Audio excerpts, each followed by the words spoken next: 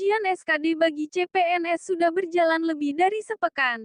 Dan sebentar lagi seleksi kompetensi bagi PPPK guru dan non-guru.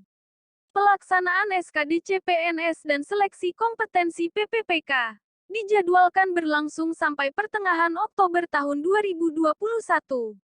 Pelamar CPNS yang ikut SKD di instansi pilihannya sudah bisa melihat hasil atau nilai akhir.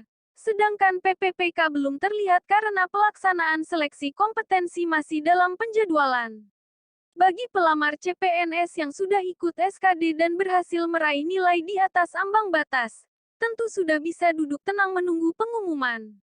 Baik CPNS dan PPPK penting mengetahui tips serta menyusun strategi sebelum berkompetisi di medan ujian. Berikut 4 kesalahan fatal yang kerap dilakukan pelamar CPNS peserta SKD atau PPPK sewaktu ikut ujian seleksi kompetensi adalah 1. Terjebak di soal yang sulit. Terlalu fokus mengerjakan soal SKD yang sulit. Hal ini justru membuat peserta kehabisan waktu. Padahal tanpa disadari peserta sudah membuang banyak waktu dalam mengerjakan soal tersebut.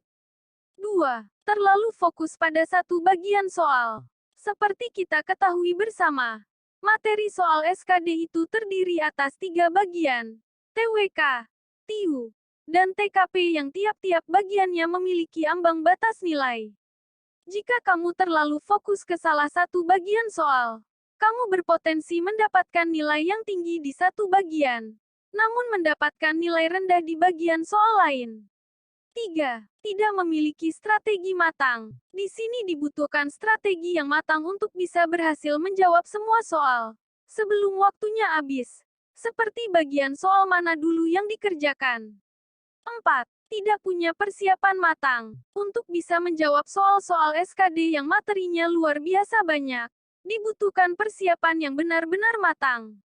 Bila pelamar CPNS maupun PPPK tidak punya persiapan matang untuk ikut SKD, tentu tidak perlu menggantung harapan tinggi akan lolos ke tahap berikut.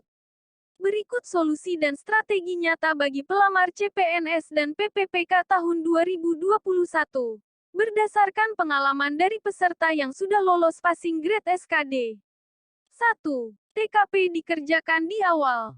Usahakan kerjakan soal-soal TKP di awal.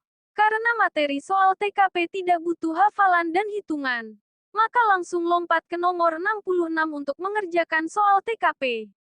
Fokus pada inti soal. Karena kalimat soal TKP panjang dan banyak menggunakan kalimat yang tidak efektif, sehingga upayakan jangan membaca soal lebih dari 1 kali. Pilih jawaban dengan kemungkinan terbaik. Meski itu tidak mencerminkan kepribadian Anda, perlu diperhatikan jangan sampai ada jawaban yang kosong. Karena setiap jawaban bernilai antara 1 sampai 5. 2. Kerjakan soal TWK. Selesaikan materi soal tes TWK dalam waktu 25 menit. Kalau lebih dari itu kamu harus pindah ke TIU. Jadi sisa waktumu masih 38 menit. 3. Kerjakan soal TIU. Kamu memiliki sisa waktu 38 menit untuk mengerjakan soal TIU. Targetkan pengerjaannya dalam waktu 28,7 menit.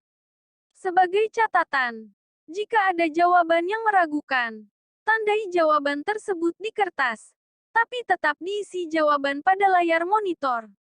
Hal ini agar kamu bisa merevisi kembali jawaban di akhir. Segala tips dan strategi yang sudah dijabarkan tersebut tidak akan berguna bila tidak didukung dengan persiapan yang maksimal.